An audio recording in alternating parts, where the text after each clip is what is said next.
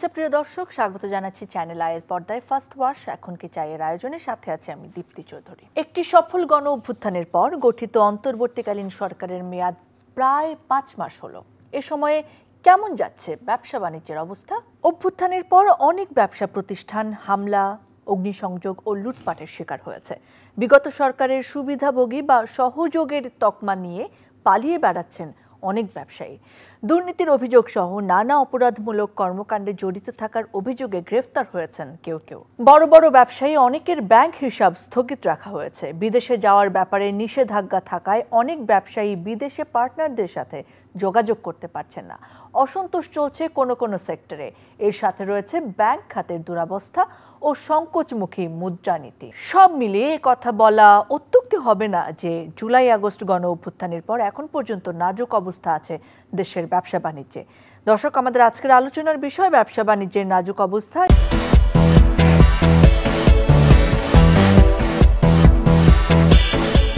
প্রিয় দর্শক, এ বিষয়ে কথা বলার জন্য আজকে আমাদের সঙ্গে দুজন অতিথি উপস্থিত রয়েছেন। আমাদের সাথে রয়েছেন মোহাম্মদ নিয়াজ আলী চিশতি, সাবেক পরিচালক FBCCI। আমাদের সঙ্গে রয়েছেন জনাব সৈয়দ নাসির, ব্যবস্থাপনা পরিচালক এক্সক্লুসিভ ক্যান লিমিটেড। আপনাদের দুজনকে স্বাগত জানাচ্ছি, অনেক ধন্যবাদ আমাদের সময় দেওয়ার জন্য। মোহাম্মদ নিয়াজ আলী চিশতি, আপনাকে দিয়ে শুরু করতে চাই। ব্যবসা বাণিজ্যের ক্ষেত্রে আসলে এই 5 মাসের কথা বলার আগে আমাদের বুঝতে হবে যে আমরা আসলে কোথায় এসে থেমেছিলাম। বিগত সরকার আসলে কেমন অবস্থায় ব্যবসা বাণিজ্য রেখে তারা আসলে সরেছেন ক্ষমতা থেকে? বিগত সরকারের সময়ে ব্যবসা বাণিজ্য যে অচল অবস্থা সৃষ্টি হয়েছিল সেটা আসলে বলাই বাহুল্য যে ব্যাংক সেক্টরে যে হইলোট হয়েছে, এই যে শ্বেতপত্র কয়েকদিন আগে প্রকাশ করা হলো, আপনার $240 বিলিয়ন তারা নিয়ে গেছে। একটা দেশের অর্থনীতি যেখানে টোটাল ইকোনমি হচ্ছিল গিয়া $440 বিলিয়ন, সেখান থেকে যদি $240 বিলিয়ন লুটপাট করে নিয়ে যায় তাহলে বলাই অপেক্ষা রাখে না বলার যে এটা আমরা কোথায় রয়েছি। দেখেন ইতিমধ্যে কি হয়েছে, আপনার প্রায় 6 থেকে 7টা ব্যাংক তারা কিন্তু এখন আপনার টাকা দিতে পারছে না ব্যবসায়ীদেরকে। ইভেন আপনার ছোট ছোট চেক 50,000 টাকাও কিন্তু আপনার ক্যাশ করা যাচ্ছে না। তাহলে এই যে যারা ওই ব্যাংকের আপনার সেক্টর ছিল বা ওই ব্যাংকের যারা ক্লায়েন্ট তাদের কি অবস্থা। এছাড়া রয়েছিল গিয়ে আপনার যে ব্রোকারদের যে দৌরত্ব ছিল, আপনার ফাইলবন্দি যে অবস্থা ছিল, সেটা কিন্তু এখনও রয়ে গেছে।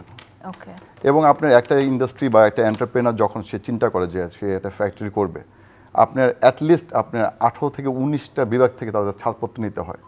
কারণ প্রত্যেকটা ছাড়পত্র ছিল হলো গিয়ে আপনার নেওয়ার জন্য বিভিন্নভাবে বিভিন্ন সময় ক্ষেপণ হতো, পাশাপাশি অনেক টাকা দিতে হতো, ঘুষ। Right, exactly. তো যার ফলশ্রুতিতে কিন্তু ওইভাবে কিন্তু আপনার ব্যবসা বাণিজ্য বাড়েনি।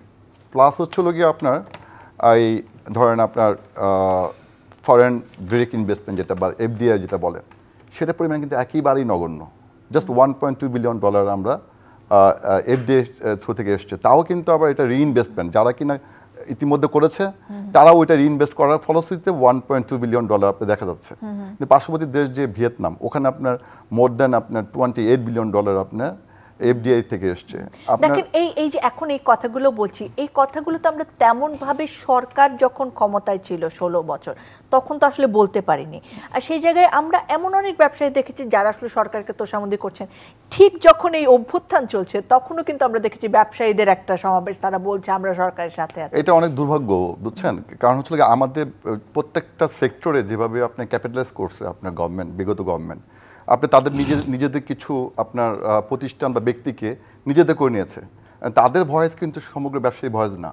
লাস্ট যে আপনার প্রাইম মিনিস্টারের যে অফিসে যে ব্যবসায়ী যারা গেলেন, সেখানে 3-4 জন যারা কথা বলেছে, তাদের ভয়েস কিন্তু ব্যবসায়ীদের ভয়েস না।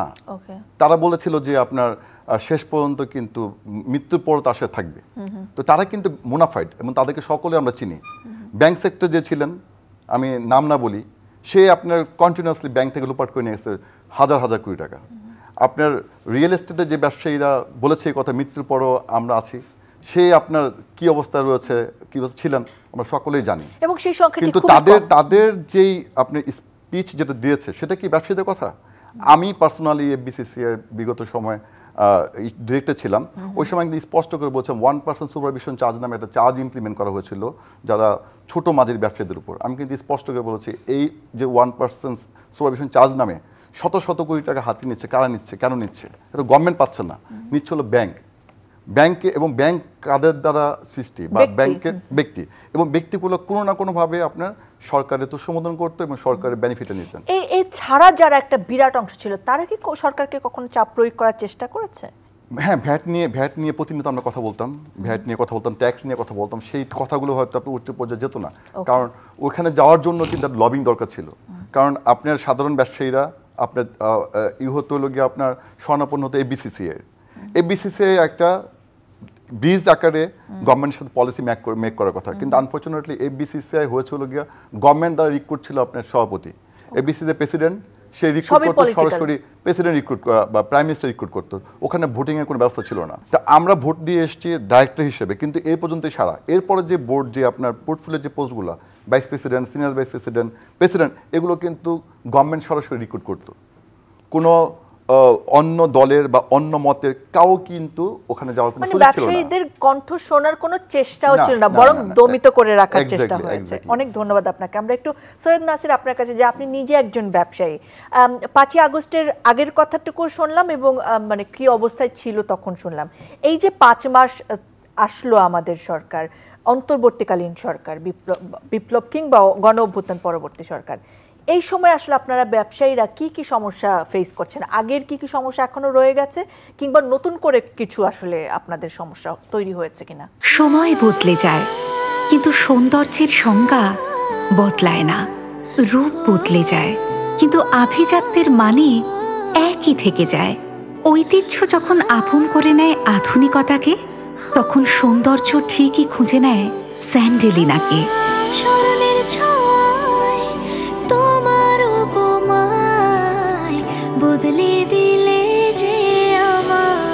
স্যান্ডেলিনা সো, রূপচর্চায় আভিজাত্য। আসলে ব্যবসা বা ব্যবসায়ী এই দুইটা বিষয়কে নিয়ে কথা বলতে গেলে কতগুলো স্ববিরোধিতার মধ্যে দিয়ে যেতে হয়।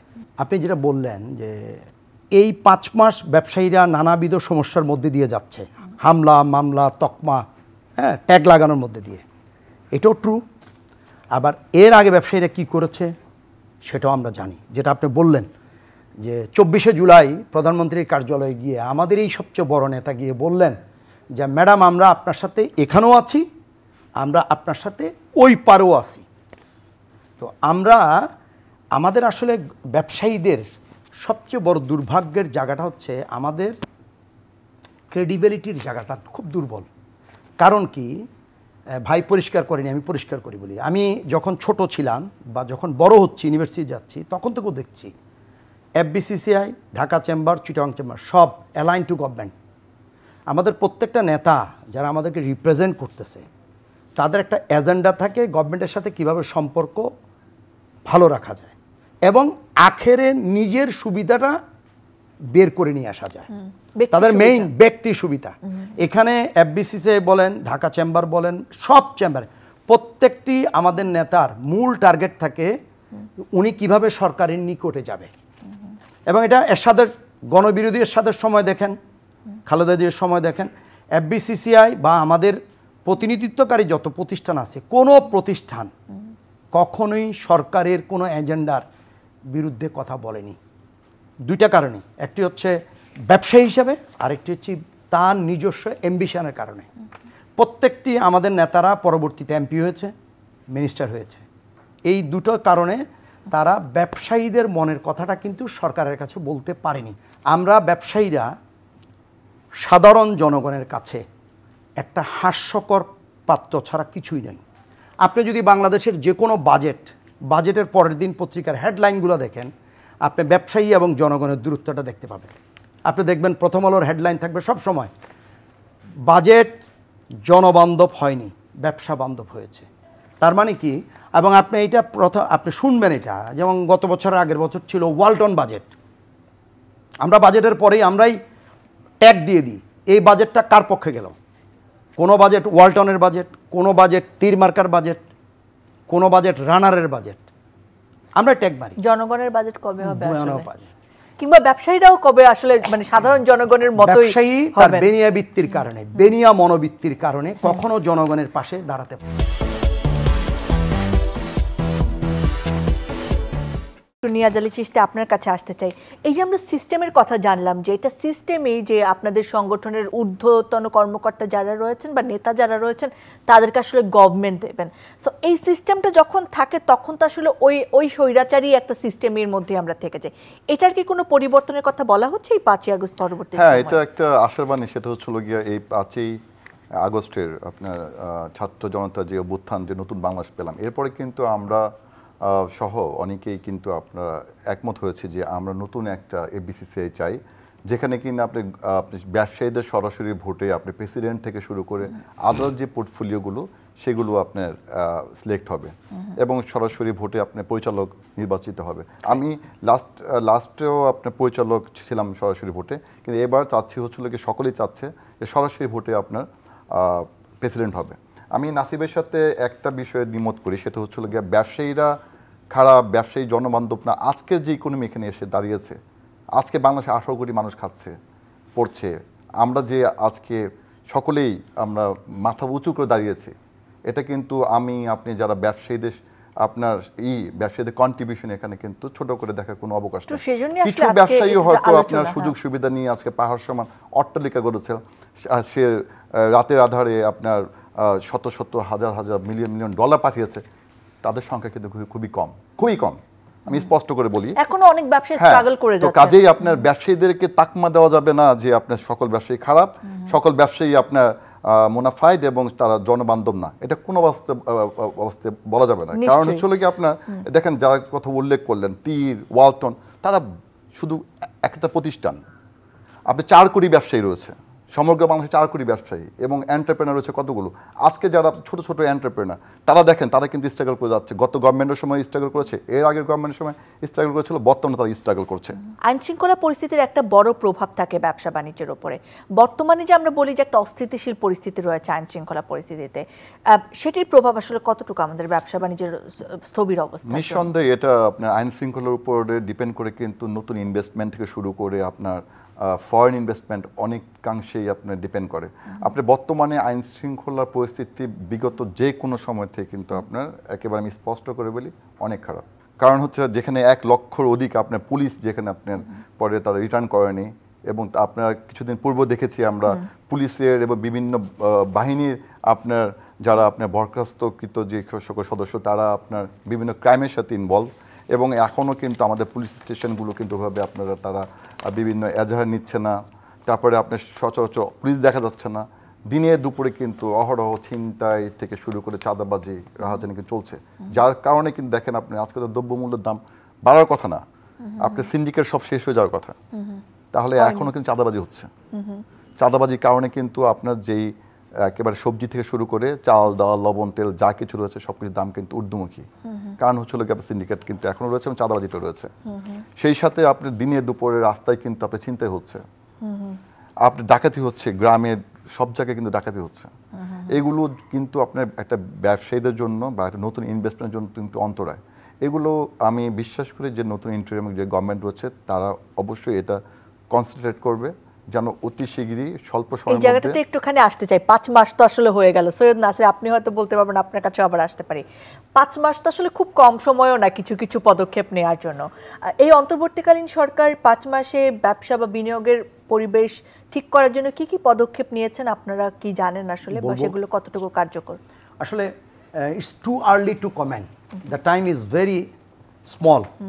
আমরা আপনার ভূমিকাটা ছিল পূর্ববর্তী গভর্নমেন্টেরও কিছু টান ছিল, আর এই গভর্নমেন্টের সময়ও কী কী অসুবিধা সেটাও ছিল।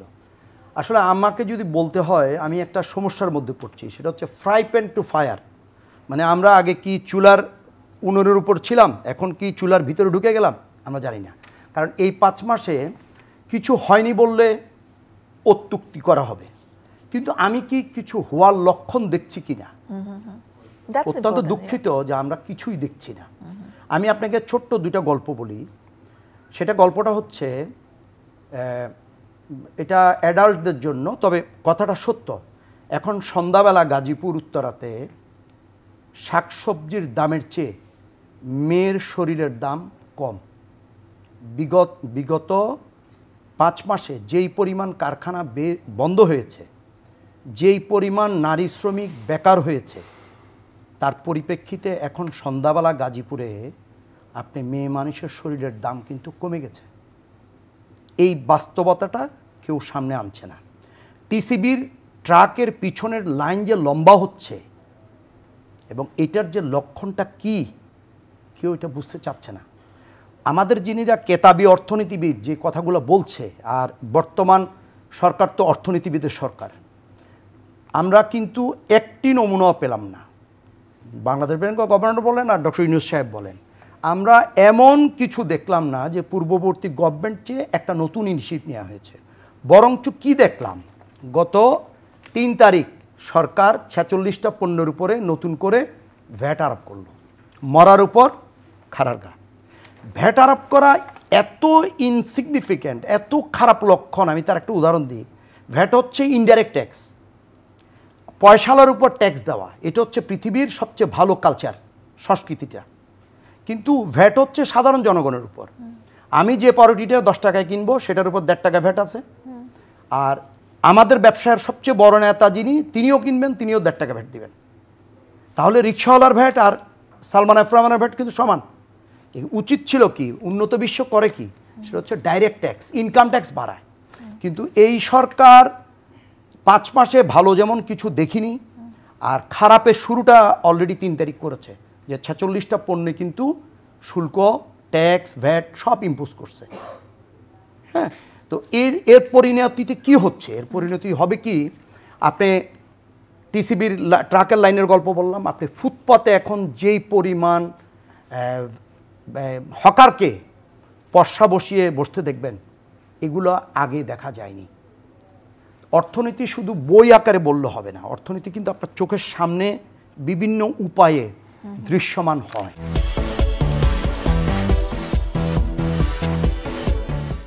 নিয়াজ চিশতি, আপনার কি মনে হয়, দেখছেন কি আমি কোনো পদক্ষেপ নাসিবের সাথে কিছু বিষয়ে একমত, আবার কিছু বিষয়ে দ্বিমত পোষণ করছে। এই কারণে যে কিছু যে হয়নি তা না, কিন্তু আপনি দেখবেন আপনার রেমিটেন্সের হার কিন্তু প্রচুর বেড়েছে। হ্যাঁ, আপনার যেটা লাস্ট ইয়ারে ছিল আপনার $21.2 বিলিয়ন, সেটা কিন্তু এখন চলে আসছিল অলমোস্ট $27 বিলিয়ন। রেমিটেন্স হার বেড়েছে। আপনি নিঃসন্দেহে আপনার যেই টাকাগুলো আপনার প্রতিনিয়ত বাংলাদেশ থেকে বের হয়ে যেত, যেটা আপনার রক্তক্ষরণ হতো দেশের অর্থনীতিতে, সেটা কিন্তু বন্ধ হয়েছে নিঃসন্দেহে। তারপরে হচ্ছিল গিয়ে আপনার এই যে অচলন অবস্থা যেটা ছিল, সেটা কিন্তু আপনার অনেকটা কার্যকর করবে আমি আশা করছি। শুনেছি আপনি আগামী ফেব্রুয়ারি থেকে যে ওয়ান উইন্ডোর মধ্যে সবগুলো নিয়ে আসবে, যে সকল বিভাগ থেকে আপনার ছাড়পত্র না হতো, সেটা একটা ওয়ান উইন্ডোর মধ্যে নিয়ে আসবে। এছাড়া রয়েছে হচ্ছিল গিয়ে আপনি কিছু সংস্কার আসছে, সেই সংস্কারের মাধ্যমে কিভাবে আপনার ফরেন ডিরেক্ট ইনভেস্টমেন্ট সেটা কীভাবে আপনি আকৃষ্ট করা যায়, সেগুলো কিন্তু চেষ্টা করছে। হ্যাঁ, এটা ঠিক যে অনেক কিছুই আমাদের যেটা আশা, আমাদের যে প্রত্যাশা কিন্তু আমাদের অনেক বেশি, বিকজ অফ হচ্ছিল আপনার প্রায় 15 বছরের যেই অর্থনীতি বা যে অবস্থাকে অচলন অবস্থা সৃষ্টি করেছিল বিগত সরকার, তারপর থেকে নতুন দেশ যখন পেলাম, সকলের আশাটা অনেক বেশি, এটাই স্বাভাবিক। তো সেটা নিয়েই কিন্তু আমরা বেঁচে আছি এবং আশা করছি হয়তো বা যদি গভর্নমেন্ট কিছু ইনিশিয়েটিভ নেয়, প্রপার ইনিশিয়েটিভ নেয়, স্পেশালি আপনার এই জায়গায় একটু জানতে চাই যে কি নেওয়া যেতে পারে, আর আপনাদের দুজন থেকে শুনবো, আপনার থেকে শুনে তারপরে ব্রোকারদের যেই আপনার এই ফাইলের যেই আপনার বস্তাবন্দি বা আপনার ফিতার যে দূরত্ব, সেটা যদি দেখেন একটা 100 ইকোনমিক জোন আমাদের হওয়ার কথা, সেখানে আপনার অলরেডি 12টা স্টার্ট হয়েছে। আনফর্চুনেটলি একটা আমি যদি মিরেশ্বরাই ইকোনমিক জোনের কথা বলি, সেখানে আপনার 500 ফ্যাক্টরি আপনার ওখানে অবস্থা রয়েছে, মাত্র 15টা ফ্যাক্টরি চালু আছে। তারপরে ইপিজেডে, তারপরে হচ্ছে আপনার বেজা যেটা করছে, আপনার বিসিক শিল্পনগরী, 74টা বিসিক ইন্ডাস্ট্রি রয়েছে সমগ্র বাংলাদেশে। দেখেন আপনার হাজার হাজার কোটি টাকা আপনি ওখানে ইনভেস্ট করা হচ্ছে, ওখানে প্রপার ইউটিলিটি নাই। আপনি এখনও আপনার চরণভূমি, আপনার মানে গরু বা গোচরণভূমি হিসাবে কিন্তু পরিলক্ষিত হচ্ছে এইগুলো বিসিক নগরীগুলো। ওখানে কিন্তু আপনি ব্যবসায় ইনভেস্টমেন্ট করার কোনো সুযোগ নাই, বিকজ অফ কি ইলেকট্রিসিটি নাই, আপনার প্রপার ড্রেনেজ সিস্টেম নাই, আপনার ওয়াটার সার্কুলেশন নাই, এই ইনফ্রাস্ট্রাকচার ফ্যাসিলিটিগুলো দিতে হবে রাইট। তো এই যে আপনার হয়তো বা এই যে আপনার 2010 সালে আপনার এই যে ইকোনমিক যে আপনার যে কনসেপ্টটা নিয়েছিল 100 ইকোনমিক জোন, সেটা এখন 2024-25 সাল, 15 বছরে কিন্তু মাত্র 12টা হয়েছে। এই 12টার মধ্যে যেগুলো হচ্ছে সেগুলো কিন্তু স্বয়ংসম্পূর্ণভাবে চলছে না। এই যে আপনার ডিলে, এটা কিন্তু আপনার দেখা যাবে আমরা আজকে একটা ভাবতেছি যে এটা ইমপ্লিমেন্ট করতে করতে প্রায় 10 বছর লেগে যাচ্ছে। তো বিশ্ব কিন্তু আরও এগিয়ে যাচ্ছে, আমরা কিন্তু পিছিয়ে পড়ে যাচ্ছি। এই যে আপনার দূরত্ব বা আপনার এই যে আপনার ব্যুরোক্রেটদের যে ফাইলের যে গতি সেটা বাড়াতে হবে। পাশাপাশি যে যারা ইনভেস্ট করবে তাদেরকেও কিন্তু আপনার কনফার্ম করতে হবে তাদের একটা পরিবেশ তৈরি করতে হবে বিনিয়োগের থেকে জন্য। শুরু করে অ্যাবসলিউটলি বিভিন্ন জায়গায় যে আপনার ওই যে ঘুষ টুস এগুলো কিন্তু আপনার কমাতে হবে। এবং স্টিল নাও পোর্টে এখনো কিন্তু আগের মতোই আপনি ঘুষ চলছে, সেগুলো একদম বন্ধ হয়ে যাওয়া উচিত, এখনো বন্ধ হয়ে যাওয়া উচিত যে আমাদের গণ অভ্যুত্থানের চেতনা সেখান থেকে। সৈয়দ নাসির, কি কি করা যাবে সেগুলো শুনে শেষ করব, ছোট্ট করে বলবেন প্লিজ। আমি আপনাকে আরেকটু কথা বলি যে ব্যাড সিমটমগুলো। সারাদিন ল্যাপটপ, ফোন আর অফিসের কাজ। আমি চললাম, তুমি থাকো তোমার কাজ নিয়ে। হয়তো তোমারই জন্য হয়েছি যে প্রেমে বন্য। আমাদের মধ্যে এখনো প্রেম আছে, জানি তুমি অনন্য, তাই শুধু তোমাকেই চাই। জীবনের প্রতিটি মুহূর্ত হয়ে উঠুক স্পেশাল। ত্বকের যত্নে রোজ অয়েল এক্সট্রাক্ট এবং ময়শ্চারাইজার সমৃদ্ধ তিব্বত পমেন্ট। পরশুদিন আবার নিউজ আসলো যে শিল্পের গ্যাসের দাম 30 টাকা থেকে 75 টাকা উন্নীত করা হবে। অর্থাৎ যারা সরকার এখন চালাচ্ছেন বা দেখছেন তারা ব্যবসা বাণিজ্য বুঝেন কিনা, বা আমাদের ব্যবসার কিন্তু 3টা দিক আছে। একটা ব্যবসা হচ্ছে ট্রেডিং বিজনেস, একটা ব্যবসা হচ্ছে ম্যানুফ্যাকচারিং বিজনেস, আমরা উই আর ফ্রম ম্যানুফ্যাকচারিং। আর একটা ব্যবসা হচ্ছে যেটা সরকারের সাথে ব্যবসা, রাস্তাঘাট, কালভার্ট, ব্রিজ করা, পাওয়ার প্ল্যান্ট করা। তো আমরা যারা বিনিয়োগ নির্ভর ব্যবসায় জড়িত, আমাদের সবচেয়ে বড় ছিল যে আমাদের গ্যাসের প্রাপ্তিটা এবং দামটা। গত গভর্নমেন্ট 11 টাকার গ্যাসকে 30 টাকা করলো, এই গভর্নমেন্ট এখন প্ল্যান করতেছে 30 টাকার গ্যাসকে 75 টাকা করতে। আমি আপনাকে যদি আমি তো বললাম যে উই আর ইন ট্রাবল, যে আমরা আগের গভর্নমেন্টেরও অনেক সমালোচনা করছি, এই সরকার এসেও আমরা সমালোচনা বেড়ে যেতে পারতেছি না। এমন কোনো পদক্ষেপ আমি দেখলাম না যেখানে বিনিয়োগ বান্ধব পরিবেশের জন্য সরকার চেষ্টা করছে। তাই যদি হতো 46টা পণ্যে ভ্যাট ইম্পোজ করতো না। 2, ভ্যাটের মধ্যে আরেকটা খারাপ কাজ করছে, যার ব্যবসার পরিধি 50 লক্ষ টাকা, আগে ছিল 3 কোটি টাকা ব্যবসা পর্যন্ত 4% ট্যাক্স দিবে, টার্ন ওভার ট্যাক্স। এখন সেটা গভর্নমেন্ট করছে 50 লাখ টাকার উপরে গেলেই ভ্যাটে যেতে হবে। একটাও কিন্তু ব্যবসা বান্ধব না। ফলে কি হচ্ছে, ফুটপাতের মধ্যে পয়সা নিয়ে দাঁড়িয়ে যাচ্ছে। আপনি ব্যবসায়ী গড়বে না, ব্যবসায়ী গড়ে উঠবে না। এই যে শিল্পের গ্যাসের দাম যে বাড়ানো হচ্ছে, আমাদের ইন্ডাস্ট্রিগুলো সব সিক হয়ে যাবে। আজকে 14% রেট অফ ইন্টারেস্ট ব্যাংকের, যারা আমরা বিনিয়োগ করেছি ফ্যাক্টরিতে ব্যাংকের থেকে টাকা নিয়ে, 14% রেট অফ ইন্টারেস্ট দিয়ে কখনো ইন্ডাস্ট্রি সাস্টেইন করবে না। কি করা যেত বলে মনে করেন? হ্যাঁ, অবশ্যই আমরা 9%-এ ছিলাম। আমরা ম্যাক্সিমাম যদি হয় অ্যাড্রেস করাটা, মানে আপনার আসলে উনি তো অর্থনীতিবিদ, উনি তো অ্যাড্রেস করতে পারতেন। শুধু কি যে উনি কেন ইন্টারেস্টটা বাড়িয়েছে, উনি বললেন মূল্যস্ফীতি কমানোর জন্য। মূল্যস্ফীতি কমানোর জন্য ইন্টারেস্ট বাড়াটা একমাত্র ওয়ে না, দেয়ার আর মেনি ওয়েজ। যে সমস্ত সিঙ্গাপুরে ক্রেডিট কার্ড দিয়ে সবাই টাকা খরচ করে, সেখানে সবাই প্রত্যেকটি লোক লোন দিয়ে জীবন নির্বাহ করে। ফলে সেখানে রেট অফ ইন্টারেস্ট বাড়ালে মানুষ কী করবে, লোন নিয়ে কমিয়ে দিবে। আমাদের বাংলাদেশে ক্রেডিট কার্ড নির্ভর না। আমার এখানে যারা আমরা ইন্ডাস্ট্রি করছি তারাই শুধু লোন নেয়। ক্রেডিট কার্ড কয়টা লোক ব্যবহার করে? ইউরোপ আমেরিকা কিন্তু প্রত্যেকটি লোক ক্রেডিট কার্ড ব্যবহার করে। ফলে সেখানে যে ইন্টারেস্ট বাড়িয়ে মূল্যস্ফীতি কমানোর যে অর্থনীতির সূত্র, সেটা বাংলাদেশে খাটবে না। আপনি চায়না বৃষ্টি হচ্ছে বাংলাদেশের ছাতা ধরবেন, সেই পলিসি তো এখন না। কিন্তু আমাদের বাংলাদেশ ব্যাংক গভর্নমেন্টের অর্থনীতিবিদ কিন্তু উনি কাজটা করছে সেটাই। আমরা তাজ্জব বনে যাচ্ছি। 3, এই 5 মাসে আমি শুধু বিশ্ব ব্যাংকের একটা প্রতিবেদন বলি, বিজনেস রেডি প্রতিবেদন। সেখানে 10টা সূচকের সমন্বয়ে 100 মার্ক করছে যে আমাদের বাণিজ্যের প্রতিযোগিতায় সক্ষমতা আমরা কেমন। সেখানে আমরা 29.5 পেয়েছি। বিশ্ব ব্যাংকের প্রতিবেদন, বিজনেস রেডি প্রতিবেদন। আমাদের অবস্থা কিন্তু ভালো না। 2, এই 5 মাসে এবং পুরো বছরটাতে আমাদের এখানে উনি বললেন যে এফডিএ নেই, ফরেন ডাইরেক্ট ইনভেস্টমেন্টের কোনো আসেইনি। ওয়ারেজ এখন ভিয়েতনামের সমস্ত foreign direct investment, because Trump is coming to the power, Trump is coming to the power. China থেকে সবাই সরে আসতেছে। আমাদের ইউনূস সাহেবের যে ব্যক্তিগত যে যোগাযোগটা বা উনির যে স্মার্টনেসটা, সেটাতে কিন্তু আমরা এই চায়না থেকে যে শিফট হচ্ছে সেই বেনিফিটটা কিন্তু বাংলাদেশ নিতে পারতো। কিন্তু আমরা গভর্নমেন্টকে সেদিকে ফোকাস করতে দেখতেছি না। মানে আমি আপনাকে যদি বলি যে আমি আগের গভর্নমেন্টের সময় ভালো ছিলাম, নো। আমি এই গভর্নমেন্টে ভালো আছি, নো। তবে আমরা ভালো থাকতে চাই, সেই ভালো থাকার আশা নিয়েই আজকের আয়োজন শেষ করব। অনেক কথা ছিল, আমি থাকতে চালিয়ে হবে না, যারা নীতি নির্ধারক তারা আমাকে রাখতে চায়। তাই আমরা কথা বলতে থাকবো, কথা উঠাতে থাকবো, প্রশ্ন করতে থাকবো। আপনাদের অনেক ধন্যবাদ আমাদের সময় দেওয়ার জন্য। ধন্যবাদ প্রিয় দর্শক, আপনারা যারা সঙ্গে ছিলেন। ভালো না থাকা, ভালো থাকা সবকিছু মিলিয়েই আসলে আমরা আছি। তবে ভালো আমরা থাকবো সেই আশায় আমরা চাই যে আমরা সকলে মিলে কাজ করে যাব এবং আমাদের ব্যবসা পরিস্থিতি বলেন, আইন শৃঙ্খলা পরিস্থিতি বলেন, সব কিছু যেন খুব তাড়াতাড়ি স্বাভাবিক হয় সেই প্রত্যাশাটি রেখে আজকের আয়োজন শেষ করছি। আবার দেখা হবে, আবার কথা হবে।